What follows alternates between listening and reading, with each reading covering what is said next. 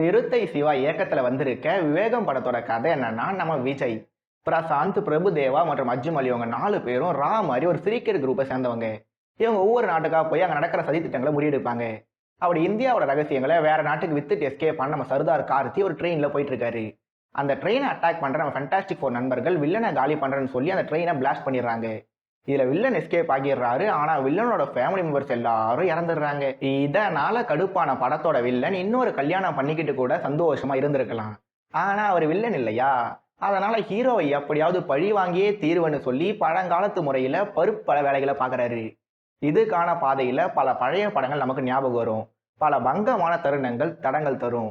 But the greatest of all டைம்னு படத்துக்கு பேரை வச்சுட்டு படையப்பா பிஜிஎம், மங்காத்தா பிஜிஎம்லாம் படத்தோட கிளைமேக்ஸ்ல போட்டாங்க பாருங்க. இதெல்லாம் பார்க்கும்போது என்னோட மைண்ட் வாய்ஸ் என்ன தெரியுமா? அப்பா பையன் ஆடு வந்த வழியே ஓடு.